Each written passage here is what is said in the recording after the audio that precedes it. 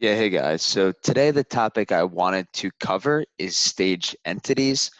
So specifically, I wanted to cover what they were, how they're used, why they're used, and setting a staged entity domain up for our use case. So first things first, what are staged entities? So essentially think of stage entities as entities that are in staging. So essentially, you can preview the effects of a batch submission for testing and validation purposes. So for example, let's say you have a brand new source that you may not be comfortable with incorporating into your domain. You can set up a staging area for it.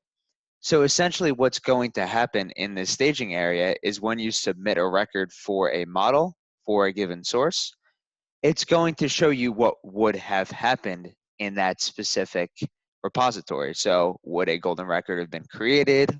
Would a link have occurred? Would an update have occurred, et cetera, et cetera? Then from there in the staging area, you can commit, you can resubmit, and you can delete the record. So first things first, let's set up a staging area for one of our sources. So you stage sources for this.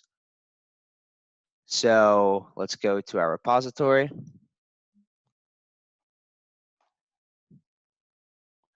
So here's my employee model. If I go to my sources, I'll set up a staging area for Salesforce. So add a staging area within the repository for the source. I'm going to name it Salesforce stage and SF stage as the entity ID. Great. So you see it's currently pending. So I'm going to open a duplicate tab in parallel and we'll go to our integration process. So if I go to services, integration, I need this ID, SF stage.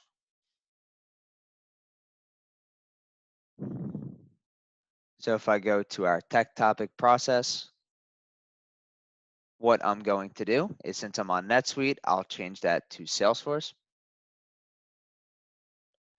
And then within the operation, I'm going to put that staging area ID so it knows to commit to stage. So I'll click OK, save, and then let's create a brand new record.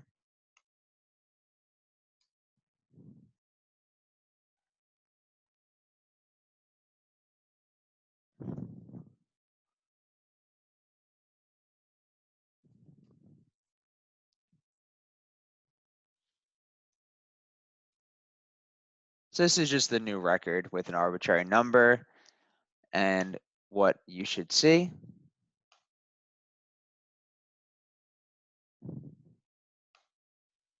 so if we go to our staging area, which is found in stewardship, staged entities, process is completed. Here's that record. And as you can see, the record title is stage area, and it's a create record would have happened. So let's say this record should have been updated. You'll see a brand new entity within the staged entities section saying that a record update should have happened for this record.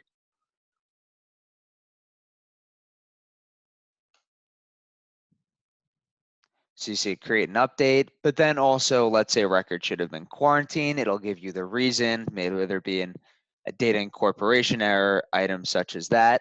So you would see all of that. And basically the stage entities are going through the same exact flow that would happen for a regular entity. So whether that be enrichment, validation, matching, items such as that. The only difference is they're not actually committed to the repository. So let's say you liked that this was a create record. What you could do is you can commit it. So what committing does is it makes it a valid golden record. Resubmitting it is more typically used for quarantine records where let's say you fix something with the record and you wanted to resubmit it so it caused something other than quarantine. That's your use case. And then deleting is pretty self-explanatory. You want to delete the record from the stage entities. So those are your options within this itself. And then obviously you can filter through per model. I only have one model, so I can't filter. But as you can see, my Salesforce staging environment for my employee model in my QA repository. All right, sounds good, guys. Have a nice day. Bye.